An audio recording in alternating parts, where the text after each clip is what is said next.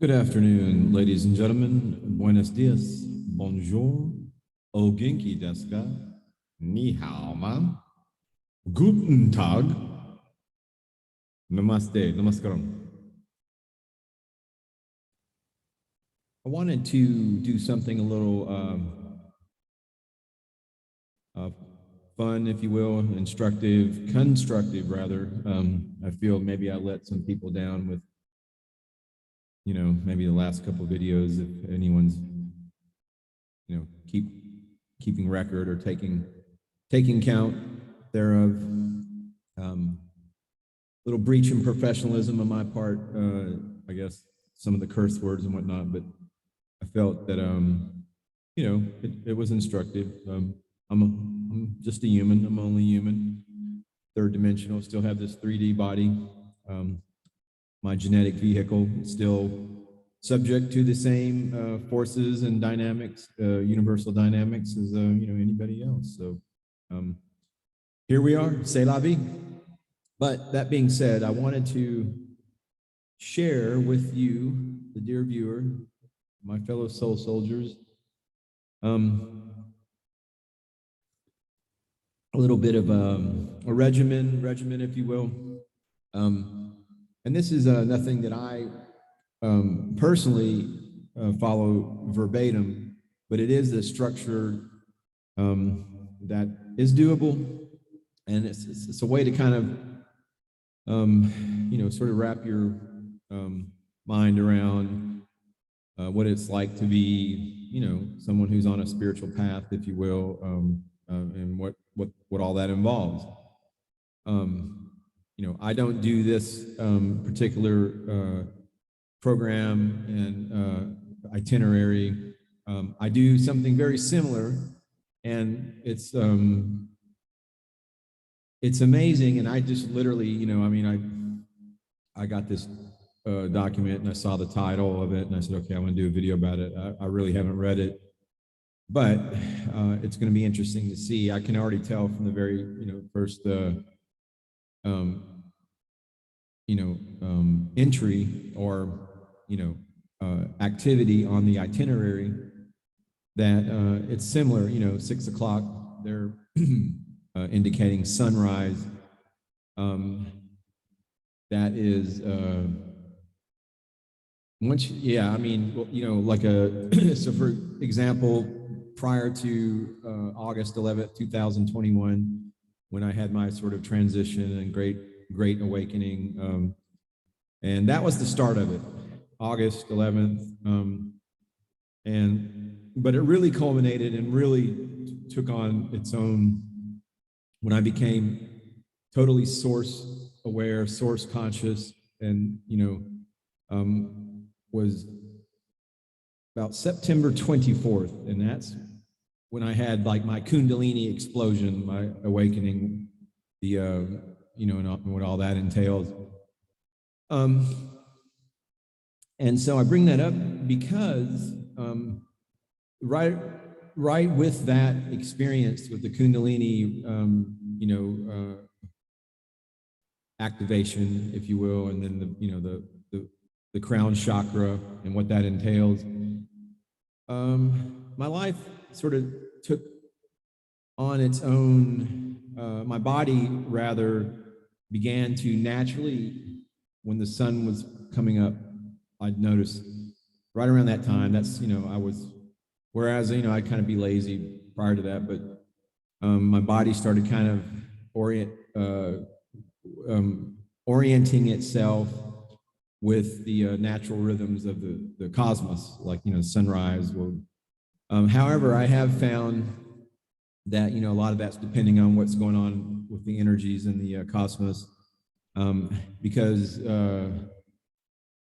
actually I'm up actually several hours before sunrise, typically like around 3 in the morning, and go to sleep, just whenever the body shuts down, but pretty much always up by 3. So anyway, here's an example of a daily spiritual purification for, someone who wants to, engage in such a lifestyle. So we have sunrise, and then recite water prayer, hydrotherapy while taking shower bath, dry your body, and put on white attire before going to prayer. I mean, I don't follow that exactly, but I will mention hydrotherapy.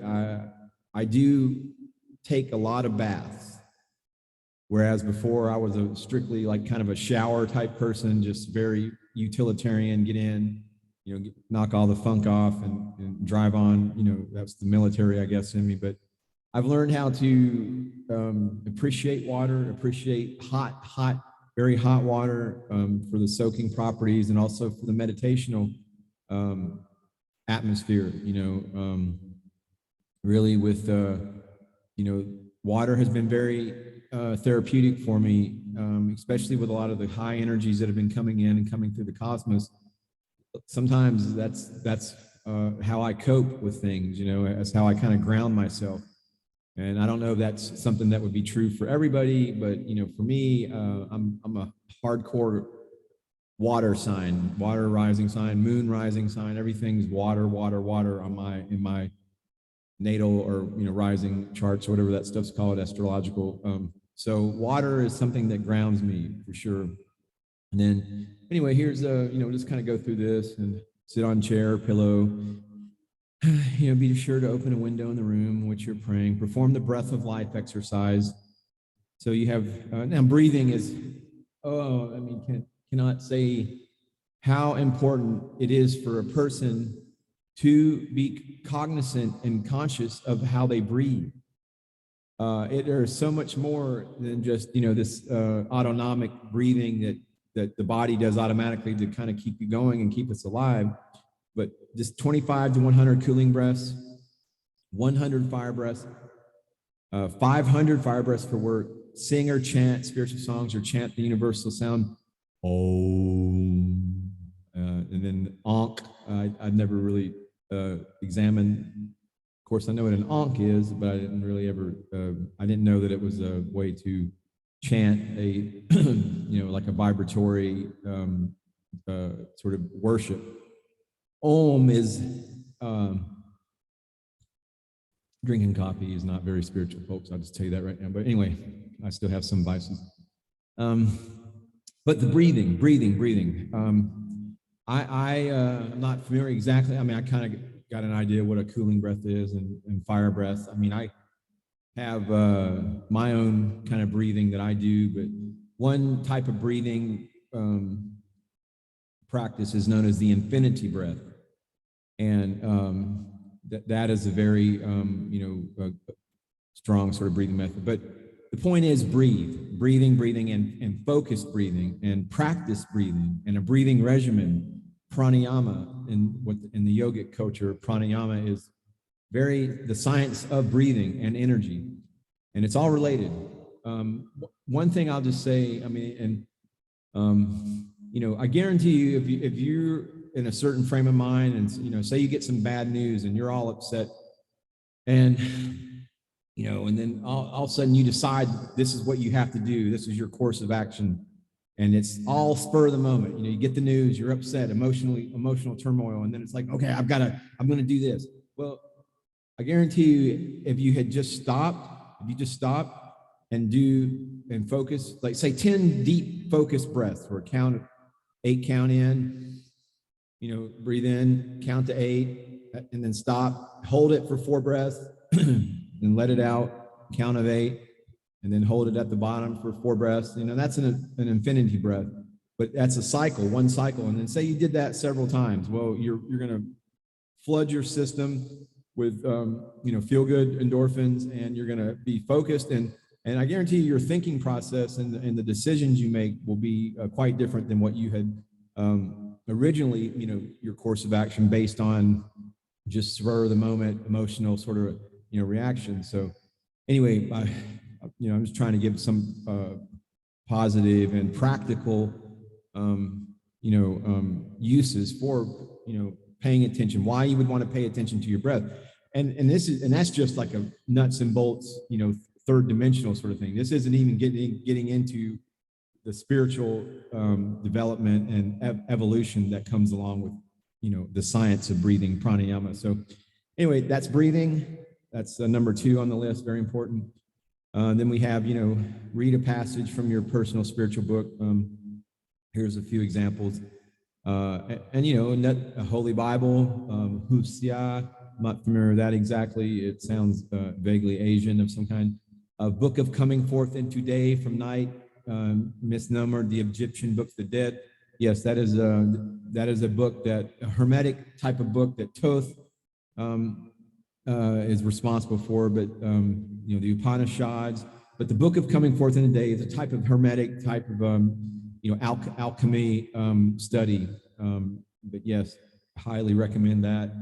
All of these, the Upanishads, the Hindu holy, the Vedic text, Essene, Gospel of Peace, Holy Quran, Khalil Gibran, the prophets. So just, whatever it is that you resonate with and you find connection with, this is not, choosing one thing over another.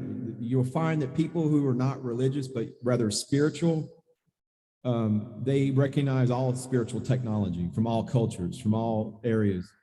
You cannot help, but once you become elevated in consciousness, once your consciousness has been worked upon and expanded, it's all the same thing. It's all one many paths, one God. So activities of prayer session, prayers.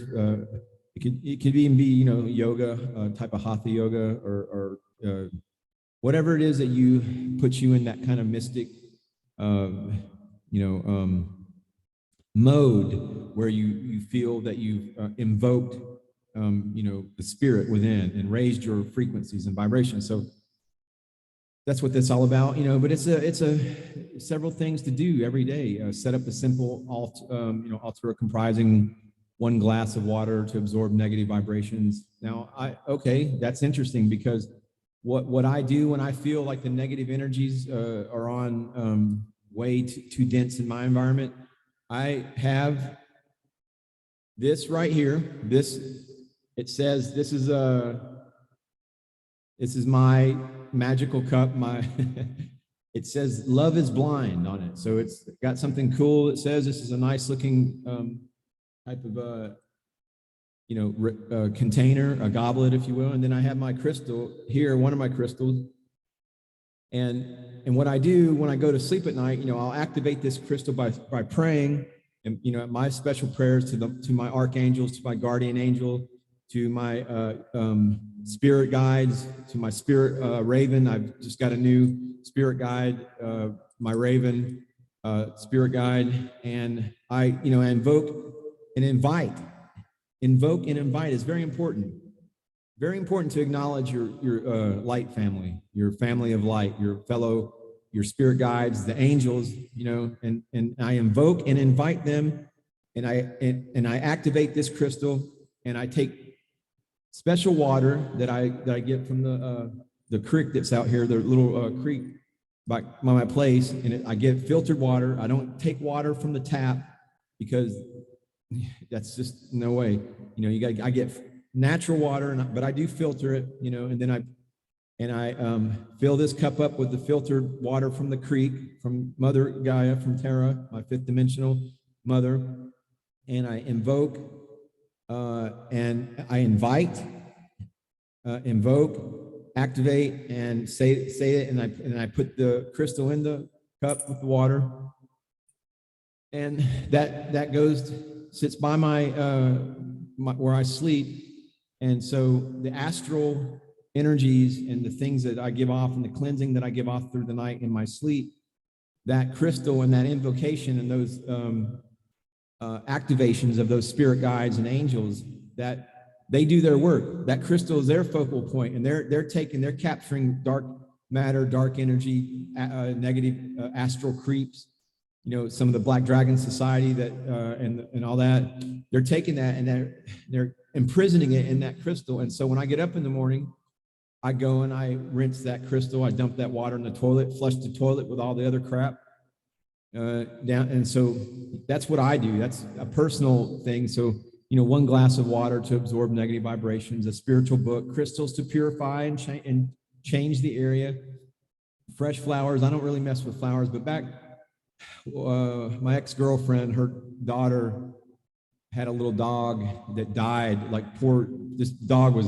incredible, but this flowers reminds me of this.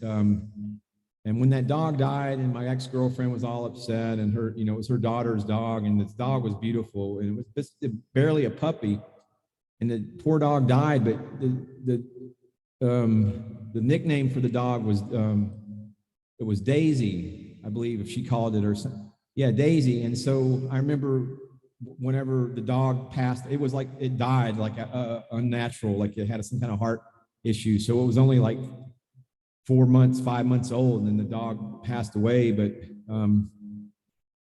but I remember God speaks, and and I remember I asked for a sign one day when I was out meditating in the woods by my little spot, and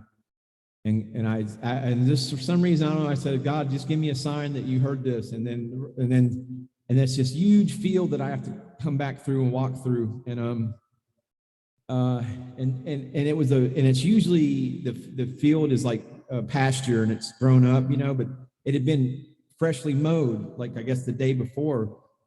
And this pasture, huge pasture, it's like about 300, 400 feet in length from where I go, access it and get out of it. But there was one single daisy on the path that takes me back to my place where I live, and it was right there in the middle of the path. And so anyway, that was my story with fresh flowers. And right around that time, I would collect daisies and I put them on my little altar that I have where I do my prayers.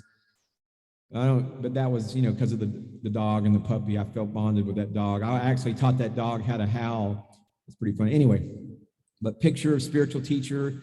Yes, I mean, the point here is to spiritualize your environment. Here's I have tons of stuff like this lying around in my place. There's tons of things but I have. It's not where I live. It's not an apartment. It's a temple. Where I live. So, all this stuff is candles. I have various candles and different incense. Yes, incense very important. But the greatest mistake of the movement has been to organize a sleeping people around specific goals. You have to wake the people up first, then you'll get action. And that's Brother Malcolm. I imagine that's Malcolm X. That's great because I always wanted to be a black Muslim. You see, I got the hat already. But anyway, this was a spiritual practice put out by Queen Afua, heal thyself. But the point is you've got to spiritualize your place. You've got to invoke divinity, or otherwise you're just a normal run-of-the-mill six-pack Joe, potato chip eating. About as mundane as I get is my Folgers coffee. Everything else is divine. You can see I got a spell book right by me in this huge crystal.